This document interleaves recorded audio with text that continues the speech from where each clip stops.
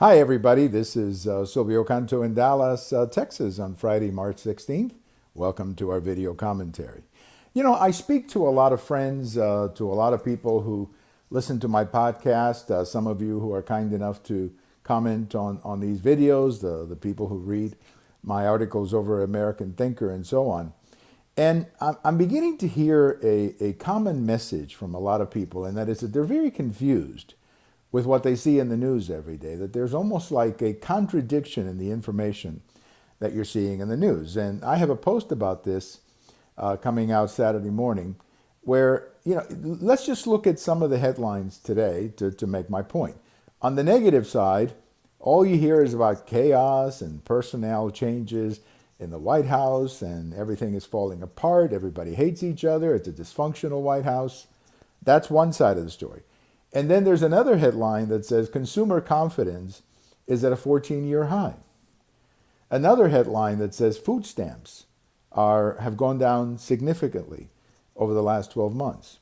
And then you've got Larry Kudlow, who's going to be the economic advisor coming in to the White House. He's saying that he's predicting 4 to 5% growth, not this year, but down the road. He's also predicting a huge investment boom in the United States, largely because of the new tax law. So you get these reports and you ask yourself, okay, how can this be? How can you have such chaos on one side and some pretty positive news on the other? And you begin to wonder, what do you do? What do you believe? Now, the truth is probably somewhere in between. This is a White House where you do have a lot of changes. Let's call it what it is. This is a president who likes to have his finger in everything. He likes to keep everybody on their toes, as many, perhaps you've had a boss over the years that way. So, he's constantly tinkering, if you will, with the organization, and constantly tinkering and making changes. But, if it works, it really doesn't matter. I mean, look, the coach of the New England Patriots is always tinkering and changing his team. But the guy's got, what, 5 Super Bowl trophies? And how many times have the Patriots been in the Super Bowl over the last 15 years or so? What, 10 times or something like that? So obviously there's a man who's always tinkering but gets results. And I think that, for me at least, as I look at all of this stuff, I'm beginning to think, you know what? I'm tuning out a lot of the negative stuff. I'm not saying that I'm only going to believe the positives, but I think at some point you have to say, you know what? Let the results speak for themselves, and don't focus on every little negative story. Seems like there's always a headline about this or that going on in the White House. And I'm kind of saying, you know what? I'm just going to focus on results and look at the economy and look at foreign policy, where I think things are going fairly well with the economy and foreign policy. So it's frustrating because I have a lot of my friends who talk about Trump fatigue, where they're just like, they can't take it anymore. They just tune it out. Now, they're not alone, by the way. If you look at some of the cable news, a lot of them are losing audience because after a while, it's just the same stuff over and over and over again. I happen to have stopped at a fast food restaurant, very well-known fast food restaurant, where they happen to have a particular network on, the one that has all the panels.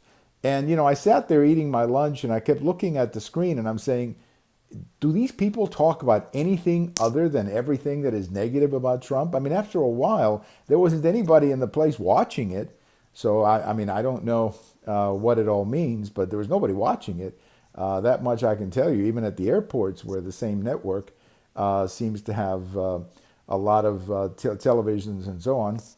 A lot of people are not watching it. They're doing something else. So I just think, at least for me personally, I've reached a point where I am eating the news or consuming the news from maybe a little bit more cynically than I've had before, and I'm simply tuning out what I consider to be the extreme anti-Trump stuff. I'm not saying that there isn't stuff to criticize Trump on. Of course there is. He's the president. He's making decisions. Some are good, some are bad.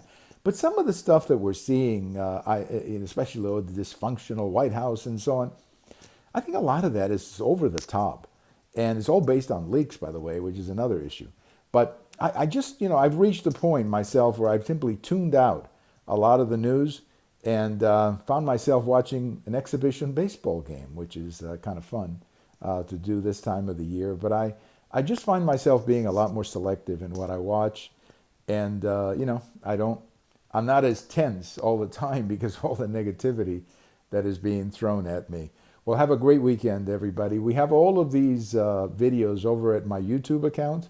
We also have them on my Twitter and also on my blog. Have a great weekend and happy St. Patrick's Day. That's coming up tomorrow. Maybe we'll wear green on St. Patrick's Day. I got to find something green to wear. I don't think that I have anything green to wear, at least that I could wear on a, on a video. Have a good day, everybody. Bye-bye.